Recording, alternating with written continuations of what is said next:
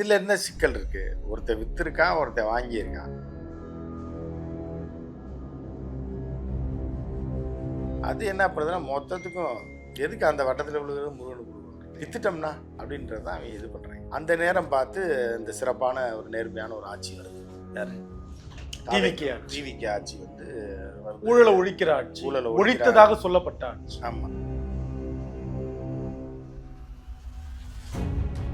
விஷயத்துல இந்த நிலத்திற்குல அவங்க சொந்தக்காரங்க அப்படின்றது எப்படி அப்படித்தானே அது?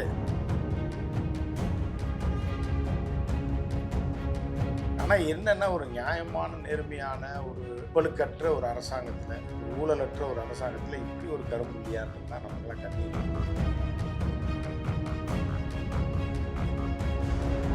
ஒரு டிக்கர் ஒட்டி இருக்கான்னு பார்த்து மக்கள் நல்லா இருக்கணுன்றதுக்காக இவ்வளோ சிறப்பாக நடந்துட்டு இருக்க ஒரு ஆட்சியில் ஒரு 2 கல்பிரேட்ஸ் 2 கோடி 200 கோடி கொடுத்துட்டாங்க. அது பழி வந்து அமைச்சர் மேலே, அவ்வளோ சுத்தமான ஒரு அமைச்சர், அவரோட சொந்தக்காரவங்களாம் இருக்கிறது மிகப்பெரிய ஒரு விஷயம்.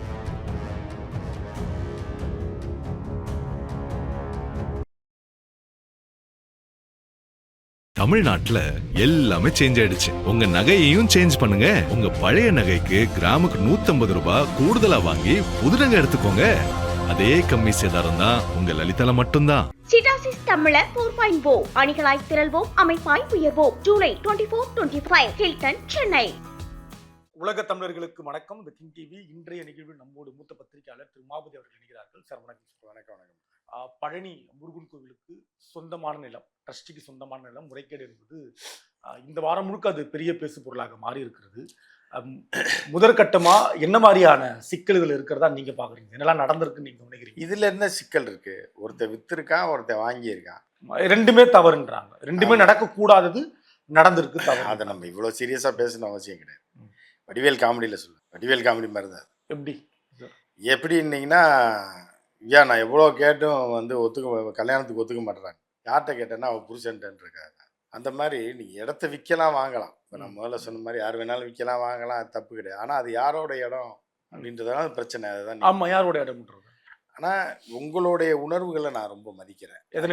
அதுக்கு எதன் அடிப்படையிலன்னு பார்த்தீங்கன்னா, ஒரு திராவிட கழகத்தை சித்தாந்தத்தை ஃபாலோ பண்ணி கடவுள் இல்லை என்ற கொள்கை இருந்த போதிலும் முருகனை காப்பாற்ற வேண்டும் என்ற அந்த உணர்வு இருக்குல்ல, உங்களுக்கு அந்த ரத்தம் கொதிக்குது பார்த்தீங்களா, இதுதான் தமிழர்களுடைய அடையாளம், பெரும்பான்மை. இல்ல அந்த நிலம், நம்ம அதையும் தாண்டி நிலம் தர்மம் ஜெயிக்கணும்ன்றது. நீங்க அந்த பொருளாதார சந்தை மதிப்புன்னு இருக்கு இல்லையா, அது முறைகேடு தானே? அது இல்ல, பொருளாதார சந்தை முறைகேடுன்னு இல்லை. எவனுக்கோ கோயிலுக்கு கொடுத்த இடத்துல வித்துருக்கான். சந்தை மதிப்பீடுன்றது வேற. அந்த நிலத்திற்கு ஒரு பெரிய மதிப்பு இருக்கு. பொண்ணை கல்யாணம் பண்ணி கொடுக்குறாங்க, 40 பவுன் போடல, 20 பவுன் தான் போட்டான்றது வேற. அந்த பொண்ணை இன்னொருத்தனோட பொண்டாட்டிக்கும் போது அயோக்கியத்தனம், குறிக்கித்தனம், அதுதான் இதுல நடந்தது. ஸோ இப்போ வந்து என்ன அப்படின்னு பார்த்தீங்க அப்படின்னா, யாரோ ஒரு தர்மவான் அவர் வந்து என்ன பண்ணுறாருன்னா, அந்த பழனி முருகனுக்கு ஏதாவது நல்லது நடக்கட்டும், நம்ம சம்பாரித்த சொத்தை யாருக்காக கொடுத்து மெயின்டைன் பண்ணிக்கப்பா, அவருக்கு முருகனுக்கு வேண்டியதை செஞ்சுட்டு நீ சாப்பிட்டுக்க அப்படின்னு வச்சுருப்பாரு. அவரும் அதே மாதிரி இருக்கார். அப்புறம் அவருக்கு பிள்ளை பிறகு அவனும் அதை சுரண்டி தின்னுட்டு முருகனுக்கு கொஞ்சம், எனக்கு வட்டத்தில் விழுகிற பூரா முருகனுக்கு, வெளியே சிதறதெல்லாம் எனக்குன்னு சொல்லி அவன் சாப்பிட்றான். இப்போ அவனுக்கு 2 பிள்ளை பிறகுது. அது என்ன பண்ணுது அப்படின்னா, வட்டத்தை சின்னதாக போடுது, செம்பளவுக்கு வட்டத்தை போட்டு மேலே அள்ளி போடுது. பூராமே அந்த வட்டத்துக்குள்ள உள்ள பூராமே முருகனுக்கு தான். அது சாப்பிட்டு அதுவும் வளர்ந்துருது. அப்புறம் அதுக்கு பிள்ளைங்க வருது. அது என்ன பண்ணுறதுன்னா, மொத்தத்துக்கும் எதுக்கு அந்த வட்டத்தில் விழுகிறது முருகனுக்கு கொடுக்கணும், வித்துட்டோம்னா அப்படின்றது தான் அவங்க இது பண்ணுறாங்க. அந்த நேரம் பார்த்து இந்த சிறப்பான ஒரு நேர்மையான ஒரு ஆட்சி வருது. யாரு? டிவிகே ஆட்சி வந்து ஊழலை ஒழிக்கிற ஆட்சி, ஒழித்ததாக சொல்லப்பட்ட ஆட்சி. ஆமா, ஊழலை ஒழிக்கிற ஆட்சி வந்த உடனே என்ன, அது தெரியாம அந்த நேரம் ஏற்கனவே பேரம் பேசுறாங்க எலெக்ஷனுக்கு முன்னாடியே. அப்ப அங்க உள்ள ரெஜிஸ்ட்ரார் என்ன சொல்றாருன்னா, இது வந்து ஊர் போய் இடத்தெல்லாம் நீ விற்க முடியாது, இது கோயிலுக்கு சொந்தமான இடம், போறீங்களா போலீஸ்ல பிடிச்சி தருவான்றாரு. போயிடுறாங்க. கொஞ்சம் காலம் பொறுத்திருப்போன்றாங்க. அப்புறம் வழக்கு நடக்குது. வழக்கு நடந்தால் வழக்கில் வந்து நீதிபதியே சொல்கிறாரு, நீ இவ்வளோ நாள் பொறுக்கி தின்னது போதும், ஏன்னா இது வந்து கோயிலுக்கு சொந்தமான இடத்த இவ்வளோ நாள் அண்ணன் தம்பி 2 பேரும் தின்றுருக்கீங்க, அதே இதோட விட்டுட்டு ஓடி போயிரு அப்படின்னு சொன்னதுக்கு அப்புறமா அவங்களுக்கு தூக்கம் வரல. என்னடா நம்ம தாத்தா சாப்பிட்டாரு, பெரியப்பா சாப்பிட்டாரு, அப்பா சாப்பிட்டாரு, இப்போ நம்ம கை வைக்கும்போது இது இருக்குது, இது எவன்ட்டாவது இழிச்சு வாங்கிட்ட பிடிச்சி தள்ளி வித்துட்டோம்னா ஒரு படத்துல எல்லாம் பார்த்தீங்கன்னா கடல் கரையை வித்துருவாங்க ஒரு தெலுங்குக்காரனுக்கு விவசாயம் பண்ணுறது, நிறையா தண்ணி இருக்குது இது இருக்குன்னு. அந்த மாதிரி ஒருத்தர் சிக்கியிருக்கான். அவன் என்ன பண்ணுறான்னா 100 கோடி ரூபாய் இடத்த 20 கோடிக்கு தராங்க, நம்ம வாங்கி அப்படியே பிரித்து விற்றுட்டோம்னா எவனுக்காக குத்தகைக்கு எழுதி வச்சிட்டோம்னு எழுதி வச்சு மீதி அமௌண்ட் ஆட்டே போட்டுடலான்னு அவன் பிளான் பண்ணுறான். அவன் பிளான் பண்ண உடனே இது அப்படியே இது பண்ணும்போது என்ன ஆகுதுன்னா, அமைச்சர் ரமேஷ், நீங்கள் நினைப்பீங்க அவர் இந்த மாதிரி பண்ணிட்டாருன்னு, நான் ரமேஷ்னு சொல்லுவேன். ரமேஷோட சொந்தக்காரங்க எல்லாம் சேர்ந்து, அது சொல்லக்கூடாது அந்த வார்த்தையை, அவர் வழக்கலைங்க. இப்போ நீங்கள் என்ன சொல்ல வரீங்கன்னா, அமைச்சர் ரமேஷ் அவரோட சொந்தக்காரங்களோட சேர்ந்து அந்த இடத்த அடைச்சிட்டாரு அப்படின்னு நான் மனசார கூட நினைக்கல. ஆனா வந்து அப்படிப்பட்ட தகவல்கள் பரப்பியிருக்காங்க. அவர் அதுல சோசியல் மீடியாக்கள் தவறு, அவரு காண்டாயி நடவடிக்கை எடுப்பாரு, சிலர் மேல வழக்கும் போட்டிருக்காரு. ஸோ வந்து ஆனா அதை இப்ப நீங்களும் நம்பல அப்படிங்கும் போது ரமேஷ் நல்லவர் தான் நம்ம. நான் நம்பல, பேட்டி கொடுத்தோடனே நம்ம சொந்தக்காரவங்க வந்து அந்த மாதிரி நிச்சயம் கிடையாது, பண்ண மாட்டாங்கன்னு இல்ல, பண்ணல விஷயத்துல பண்ணலன்றத நீ சொல்லு. ஆக ரமேஷ் கேஸ் போட்டுருவான். ரமேஷ் நல்லவர் வல்லவர், அவர் வந்து நேரு காந்தி எடுத்து ரமேஷ் தான் சொல்லிடாதீங்க. அப்புறம் அவங்கள மிரட்டினதுனால பயந்துட்டீங்க நீங்க. அவர் ஏன்னா இல்லாதது சொல்ல முடியாது, கோர்த்து சொல்ல முடியாது. ஆதாரம் இந்த விஷயத்துல இந்த நில திருட்டுல அவங்க சொந்தக்காரங்க இல்லை அப்படின்றது ப்ரூவ் ஆகுது. அப்படித்தானே அது? ஒத்துக்கிறீங்களா நீங்க? நான் வழி முடிக்கிறேன். ஆனா அதுக்காக அவங்க வேற ஏதாவது நிலத்தை வாங்குவாங்க விற்பாங்கன்னா அதை நம்ம இப்ப சொல்ல முடியாது. யாரா ஃபியூச்சர்ல என்ன பண்ணுவாங்கன்னு, இப்ப நீங்க என்ன பண்ணுவீங்க, நாளைக்கு என்ன பண்ணுவீங்க அப்படின்றது யாரும் சொல்ல முடியாது. அப்படி இருக்கும்போது என்ன ஆகுதுன்னா, நீதிமன்றத்துக்கு வழக்கு வரும்போது விட்டு காய்ச்சின்னு காய்ச்சிக்கிட்டு இருக்காங்க. இப்போ எவன் இடத்த எவன்டா திங்கிறது அப்படின்னு. ஆனா இதுல மிகப்பெரிய முறைகேடு. ரிஜிஸ்ட்ராரை வேற இடத்துல இருந்து கூட்டு வந்துருக்காங்க, கொடைக்கானல் கூட்டு வந்திருக்காங்க. பாகிஸ்தான் வரைக்கும் கூட போறதுக்கு தயாரா இருந்திருக்காங்க. இவர் லீவ் போட்டாருன்னா அவர் லீவ் போட்டாருன்னா கர்நாடகால இருந்து, கர்நாடகாலன்னா மகாராஷ்டிரா வரலன்னா ஒரு நாள் லீவை போட்டு வாயா வந்து ரெஜிஸ்டர் பண்ணி கொடுன்ற அளவுக்கு பிளான் பண்ணிருக்காங்க. ஆனா இந்த கொடைக்கானல்ல இருக்கவரே வரேன்ட்டாரு அப்படிங்கிறதுனால சரி லீவை போட்டு வந்து ரெஜிஸ்டர் பண்ணி கொடுங்க. ஏன்னா பள்ளி பக்கத்துல கொடைக்கானல். அவர் வந்து ரெஜிஸ்டர் பண்ணி அவர் அடிச்ச காசுக்கு ஜெயிலில் இருக்காரு. அவர் கொஞ்சம் தான் நக்கியிருக்காரு புறங்கைய. இந்த இப்போ விற்க சொன்னவன் இருக்கான்ல, அவன்லாம் என்ன மாட்டல. விற்க சொன்னவன் வித்தவன் எஸ்கேப் ஆகி ஓடி போயிட்டாங்க. ஸோ ஓடி போன உடனே இப்போ அதுதான் இப்போ தேடிட்டு இருக்காங்க. 2 பேர் யார், அது என்ன பின்னணி அப்படின்றத தேடிட்டு இருக்காங்க. இதுல என்ன பின்னணி? இடத்த விட்டு ஆட்டையை போடணும்னு ஆசைப்பட்டிருக்காங்க. இதுல பின்னணிலாம் ஒன்றும் இல்லை, ஓடி போயிட்டாங்க போலீஸ் தேர்தல். இப்போ 100 கோடி ரூபாய் அப்படின்றது அரசுடைய மதிப்புன்றாங்க. சந்தையில் அது குறைஞ்சது 300 கோடி இருக்க வரைக்கும் வாய்ப்பு இருக்குன்றாங்க, 200-300 கோடி. அப்போ ஒரு 300 கோடி ரூபாய் மதிப்புள்ள ஒரு சொத்தை ஒரு நபர் வாங்குறாருன்னா அப்ப அவருடைய கெப்பாசிட்டி என்னன்னு இருக்கு. 2 பேரும் 300 கோடி கொடுத்து வாங்கிக்கப்பட்டு 2 கோடி கொடுத்து தான் வாங்கியிருக்காங்க. அது ரிஜிஸ்டர் ஆபீஸ் கொடுத்தது 2 கோடி. அது எப்படி ஒரு 25 கோடி ரூபாய்க்கு வாங்கியிருப்பாங்க. அதான் எப்படின்றா அவங்களுக்கு எவ்வளவு பின்னாடி அவர் பணம் வச்சிருக்காரு, வாங்கிட்டு இன்னொருத்தனை பிரிச்சு 4ஆ வித்துருவாரு 25. நான் பழனி கோயில்ல பார்க்கிங் இடம் இல்லை, அது இல்லை, 2 ஏக்கர்ல. ஆமா, ஏக்கர்ன்றது பெரிய இடம், நல்லா சம்பாதிக்கலாம், கடைகளை போட்டு சம்பாதிக்கலாம், ஏகப்பட்ட இதெல்லாம் இருக்கு. இதுல அரசு துரிதமான நடவடிக்கை எடுத்திருக்குன்னு வேணா புரிஞ்சுக்கலாமா? உடனே பத்திரப்பதிவு நடவடிக்கை எடுக்கலையே. பத்திரப்பதிவு அதிகாரி உடனே இது பண்றாங்க, அது தூக்கி தானே ஆகணும். இப்போ 4-வே ரோட்ல ஒரு நாய் அடிபட்டுச்சுன்னா அந்த பாடியை ரிமூவ் பண்ணி தானே ஆகணும் உடனே. அது துரித நடவடிக்கைன்னு எப்படி சொல்லணும்? அப்ப அரசு ரியாக்ஷன் எதுவும் ரியாக்ட் பண்ணியிருக்காங்களே? வேலை எடுத்தாங்க. 4-வே ரோட்ல ஒரு நாய் அடிபட்டது லாரியில, அதை ரிமூவ் பண்ணுவாங்களா? பண்ண மாட்டாங்க, கட்டாயம் பண்ணணும். எடுத்து அதை எடுத்து துரித நடவடிக்கைன்னு சொல்லுவீங்க. இல்லை என்ன பண்ணணும்ன்றீங்க? இப்போ என்ன பண்ண வேண்டியது? நான் ஒன்றும் பண்ணணும்னு சொல்லவே இல்லை, நீங்க தான் கேள்வி கேட்குறீங்க. என்ன பண்ணியிருக்காங்க, துரிதமாக நடவடிக்கை எடுத்திருக்காங்களா? நான் என்னன்னு கேட்குறேன். இது அரசோட கடமை. அரசு வந்து அந்த வேலையை செஞ்சுதான் ஆகும். இப்போ என்ன அப்படின்னா, இப்போ குப்பையை வெட்டும் தொழிலாளர்கள் காலையில் வருவாங்க. இன்னைக்கு போட்ட குப்பையை அவர்கள் அகற்றி தான், அதுதான் ரொட்டீன் டியூட்டி, அது அவர்களோட டியூட்டி அதுதான். ஸோ இப்போ ட்ரெயின் வருதுன்னா, மதுரையிலேருந்து வருதுன்னா திருப்பி சாயந்தரம் சென்னையிலேருந்து கிளம்பி தான் ஆகணும். அது ரெகுலராக நடக்குது. பாருங்க, அரசு துரித நடவடிக்கை. நேற்று வந்த ட்ரெயின் இன்னைக்கு கிளம்பி போகுது அப்படின்னா அதுதான் அதோட வேலையாக தானே. பாருங்க, ஆங்கர் வந்து இப்போதான் காலையில் தான் சாப்பிட்டாரு 10:30, இப்போ 2 மணிக்கு சாப்பிட்றாரு அப்படின்றது ரொட்டீனாக இருக்கிறது தான். இது தினம்னா சாப்பிடத்தான் செய்வீங்க.